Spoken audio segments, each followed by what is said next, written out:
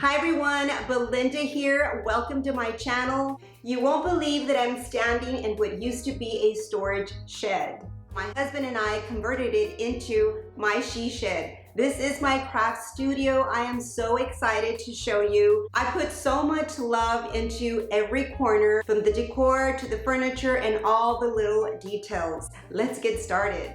This is what the outside of my she shed looks like, and right next to it I have a storage shed where I keep most of my crafting supplies. As we step inside, I have a small sitting area featuring an antique side table that I refurbished. I also added this old chair with a simple slip cover to give it a fresh new look. For the lamp, I added fabric to the lampshade and finished it off with some crystals because I really wanted this space to have a soft feminine touch. The cross on the wall used to be black with crystals, but I really wasn't loving the colors anymore, so I spray painted it with the green color. Now over on this wall, I have this metal pantry cabinet that's 75 inches tall. I placed these baskets at the top for extra storage. They were actually Easter baskets I found on clearance, and I just spray painted them to match my studio. And in this cabinet, this is where I store a lot of my crafting items. I also switched out the original knobs and replaced them with these crystal knobs I found at Dollar Tree. And y'all already know I love good budget friendly makeovers. At the top, I'm using clear shoe containers that I got from Dollar Tree. I really like these for storing smaller crafting items. Moving down this cabinet, I keep my drill, hot glue gun, miter saw, and my mini table saw here. These are tools I use all the time, so having them all in one spot makes my projects so much easier. Down at the bottom, I store things like floral foam and other crafting essentials. Overall, I'm really enjoying this setup because it keeps everything organized, accessible, and ready to use whenever I'm creating. On this same wall, I hung a canvas that I covered with the same fabric I used on the lampshade, so everything ties in nicely. In this corner, I DIY'd this small artificial tree. I used two large stems that look like tree branches and placed them inside a flower pot. Then I finished it off by adding green moss around the base to give it a more natural, grounded look. Now moving on to the next wall, which is my longest wall, I have this rolling storage cart. On the top, I use it as a charging station for my tool batteries, so everything is always ready to go. It has plenty of drawers where I store my paints, brushes, and other crafting supplies I use often. I really love it because it keeps everything organized and easy to move around when I need extra space. If you're interested in any of the furniture I'm using, I've listed it all in my Amazon store. The link is in my bio. This wall is the main focal point of my studio. I have two bookshelves with drawers, and in between them I place an old dresser that I refurbished. On the shelves, I've added some of my special keepsakes, including my YouTube frame.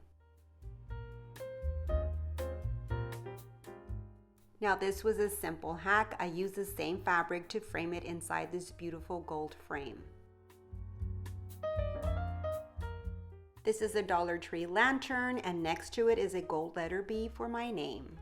The ceramic clock was my mother's, and it's very special to me. The cross was gifted to me by my daughter-in-law before she passed, so both hold special meanings to me. The drawers are really spacious. I haven't even filled them up completely yet. I've only placed a few items inside for now, so I still have plenty of room to organize more of my craft supplies.